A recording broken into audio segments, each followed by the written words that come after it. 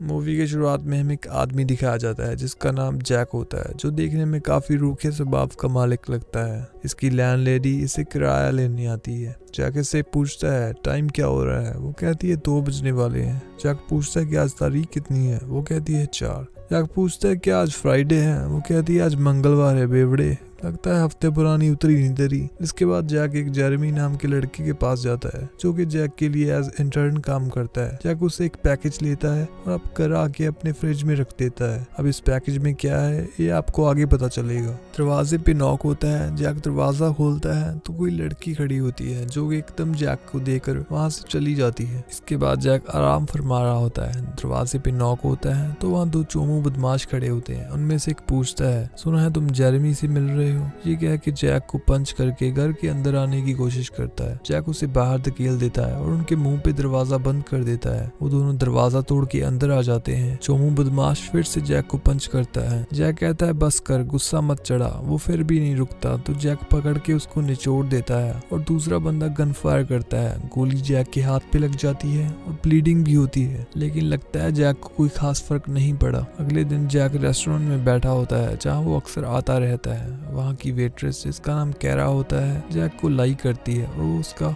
हालचाल पूछती है। उसे पूछती है कि जैक आज रात को क्या कर रहे हो। तो जैक उसको भाव ना देते हुए कहता है कि कुछ नहीं, घर जाके घोड़े बेच के सोऊंगा। रात को जैक जब सो रहा होता है तो उसे एक कॉल आती है जो कि उसकी एक्स जिलियन की होती है। वो उसे कहती है कि मेरी बेटी एंड्रिया तुम्हारे शहर में है और तुमसे मिलना चाहती है। तुम्हारे पास आई भी थी लेकिन तुमने उससे कुछ कह दिया।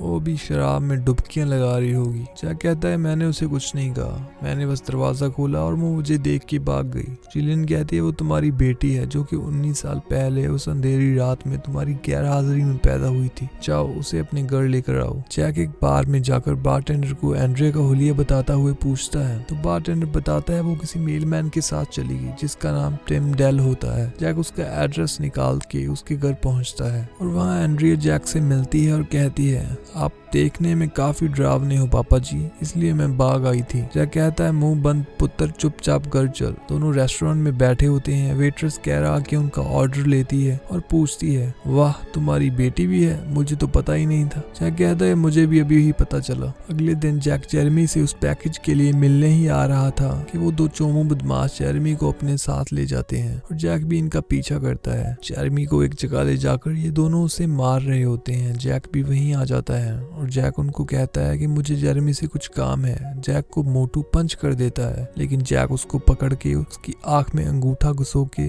उसको आंख से अंधा कर देता है और दूसरे बंदे की भी अच्छी सर्विस करता है। जैक जेरेमी को पूछता है कि तेरी गाड़ी की चाबी कहाँ है। जेरेमी कहता है कि मुझे हॉस्पिटल ले जाओ प्लीज, मेरी लात टूट गई है। जेरेमी को एम्बुलेंस में ड्रॉप करके वहां से जैक पैकेज लेकर निकल आता है। जैक घर आकर फिर से वो पैकेज फ्रिज में रख देता है और लेट जाता है। एंड्रिया पूछती है कि आप कुछ फन करना चाहते हैं। तो जैक कहता है कि मैं सिर्फ सोना चाहता हूँ। तो एंड्रिया कहती है पापा जी तुसी बहुत बोरिंग हो। अगले सीन में जैक रेस्टोरेंट में बैठा होता है और वहाँ एक गंजा आंख बचा के जैक की ड्रिंक में कुछ मिला देता है। जैक और एंड्रिया घर आ जाते हैं तो जैक को चक्कर आने लगते हैं तो उसे पता लग जाता है कि कुछ गड़बड़ है। बाहर जाकर देखता है वो दोनों चोमू बदमाश और रेस्टोरेंट वाला गंजा खड़े होते हैं। तभी जैक उस मिलावटी ड्रिंक की वजह से बेहोश हो जाता है। ये तीनों जैक को चेन्स में बांधकर डॉक्स पे ले जाते हैं लेकिन जैक होश में आ जाता है और उस गंजे को ही पानी में फेंक के मार देता है और दूसरे चोमू बदमाश के गले का मांस नोच उसे मार के खाने लगता है। घर आता है तो काफी गुस्से में और भूख में होता है क्योंकि जैक काफी टाइम से खुद को मांस खाने से रोक रहा था।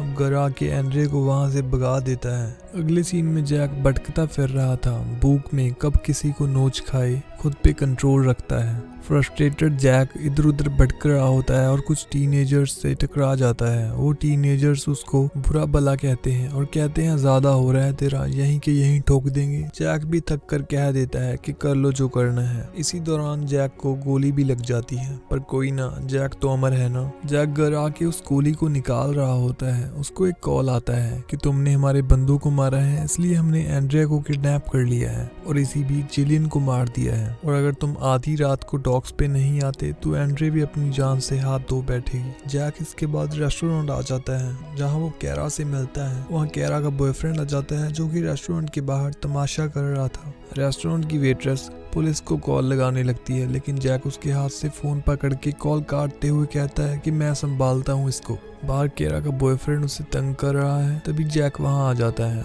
वो जैक को पंच करता है, लेकिन जैक को तो क्या होना था, उल्टा उसी का हाथ टूट जाता है। कैरा का बॉयफ्रेंड उसकी कार, जो कि कैरा और उसके बॉयफ्रेंड ने आधे आधे पैसे डालकर ली थी, उस कार को लेकर वहां से निकलने लगता है। कैरा उसे रोकने की कोशिश करती है, लेकिन जैक कैरा को रोक लेता है और कैरा नाराज हो जाती है क्योंकि उसे कार की बहुत जरूरत थी। जैक कैरा दोनों वॉक करके घर जाने लगते हैं। जैक कैरा को पूछता है कि कितना टाइम हो रहा है। कैरा कहती है कि 1 बजने वाला है। कैरा पूछती है कि क्या तुम्हारी कोई आधी रात को मीटिंग है। जैक कहता है कि कुछ काम था, लेकिन अब तक काम निपट गया होगा। जैक एंड्रिया के बारे में सोच रहा था कि अब तक तो उसे मार दिया होगा। कैरा कहती है कि तुम्हारे नाम के अलावा मैं कुछ ज्यादा नहीं जानती, तुम करते क्या हो। जैक कहता है कि फिलहाल तो मैं कुछ भी नहीं करता, लेकिन जब काम करता था मैंने लगभग हर तरह का काम किया है। कैरा पूछती है कि जैसे कि। जैक बताता है कि मैं थोड़े टाइम के लिए बॉडीगार्ड था, कंस्ट्रक्शन का भी काम किया है, ट्रक ड्राइवर, टीचर, मिलिट्री को भी जिंदगी के कई साल दिए, कुछ बिजनेस भी मैनेज किए, मूवीज में स्टंटमैन भी था, जेल में भी रहा हूँ, लोहार भी था एक टाइम पे, मैकेनिक। कैरा कहती कि अभी ये मत कहना कि तुम प्लम्बर और एस्ट्रोनॉट भी रह चुके हो। नानी? ओमाए वा मो शिंदेइरु। ये क्या है? ये क्या देख रहा था? गंदी गंदी चीजें। क्या देख रहा था? क्या देख रहा था? ये गंदी गंदी चीजें।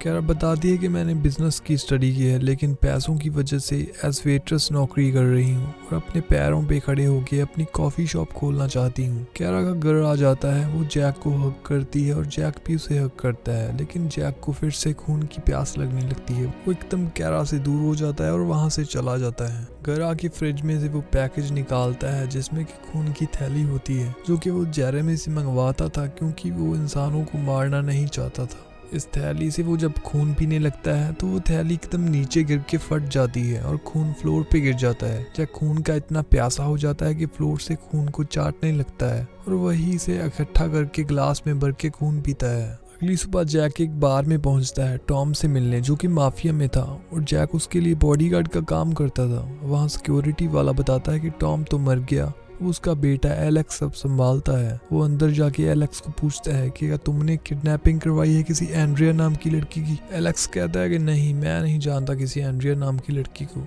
और जैक, मैं बता दूं कि किडनैपिंग वगैरह का काम मेरे फादर ही करते थे, मैं बस ये क्लब चलाता हूँ। जैक को उस जगह पे कुछ अजीब आवाजें भी सुनाई देती हैं, लेकिन जैक इसे इग्नोर करके वहाँ से आ जाता है। रेस्टोरेंट में आता है तो देखता है कि कुछ गुंडों ने रेस्टोरेंट के ओनर और कैरा को होस्टेज बना रखा था और वहाँ वो बंदा भी होता है जिसकी आग को जैक ने ही फोड़ा था। जैक कैरा को बोलता है कि मुझे तुम्हारी कार की जरूरत है, जाके तुम अपने कोवर्कर्स के साथ बैठ जाओ। इतने में उनमें से एक बंदा आके जैक को पॉइंट ब्लैक पे शूट करता है और जैक को क्या होना है, वो तो अमर है। इसके बाद जैक सबको मार देता है और उस आग के अंधे को कार में डालकर ले जाना चाहता है पूछताछ करने के लिए, लेकिन कैरा नहीं मानती। वो ये खून खराबा देखकर काफी घबराई होती है। जैक कहता है कि इन लोगों के पास एंड्रिया है। कैरा कहती है कि मैं नहीं यकीन करती तुम पर। जैक कहता है कि मैं तुम्हें $1 मिलियन दूंगा, तुम्हारी जिंदगी बदल जाएगी। इसके बाद दोनों कार में बैठ जाते हैं। जैक अपने सिर से गोली निकाल रहा होता है। इस नज़ारे को देखकर कैरा कहती है, तुम गोली लगने के बाद भी जिंदा हो, मुझे यकीन ही नहीं हो रहा। जैक और कैरा घर पहुंचते हैं। कैरा वहाँ एक ट्रंक जिसमें कुछ पैसे, पुरानी चीजें और एक फोटो देखती है जो कि काफी पुरानी होती है। वो जैक से पूछती है कि ये तुम्हारे फादर हैं या ग्रैंडफादर हैं। वो कहता है कि नहीं, ये मैं हूँ। ये फोटो 1914 की होती है, जो कि वर्ल्ड वॉर के टाइम की होती है। कैरा कहती है कि मैं नहीं मानती, ये कैसे हो सकता है, इस सब की कोई सेंस नहीं बन रही है, ये पॉसिबल ही नहीं है। जैक कहता है कि तुमने मुझे सिर से गोली निकालते हुए देखा है, मौत की तो मैंने कभी फिक्र ही नहीं की। कैरा कहती है कि इसका मतलब तुम 150 साल के हो। जैक कहता है कि इससे काफी ज्यादा, बस तुम ये जानकर अंदाजा लगा लो कि मेरा जिक्र बाइबल में है, केन नाम से। जैक वही केन है जो कि फर्स्ट मैन एडम और ईव की पहली संतान होता है। वो अपने छोटे भाई एबल को मार देता है, इसलिए उसे श्राप मिलता है कि उसे कभी भी मौत नहीं नसीब होगी और ऐसे ही वो भटकता रहेगा। बाइबल की कहानी से आते हैं फिर से प्रेजेंट में। इसके बाद जैक बाथरूम में उस एक आंख वाले को इंटेरोगेट करने लगता है। तो वो कहता है कि मुझे कुछ भी नहीं पता, हमें तो बस हायर किया था, हम तो बाड़ी के गुंडे हैं। जिन लोगों ने एंड्रिया को किडनैप किया होता है वो एक बंदा जैक के घर भेजते हैं। वो जैक को कहता है कि ओए मेरे साथ चल, नहीं तो तुझे उड़ा दूंगा। जैक उसके साथ जाता है। दरवाजे से निकलते ही जैक उल्टा उसे ही उड़ा देता है। कैरा अपना पैसा लेकर घर चली जाती है। इसके बाद जैक जेरेमी के पास हॉस्पिटल जाता है और पूछता है कि वो गुंडे कौन थे जिन्होंने तुम्हारी ये हालत की। जेरेमी कहता है कि उसने अपना स्टूडेंट लोन चुकाने के लिए एक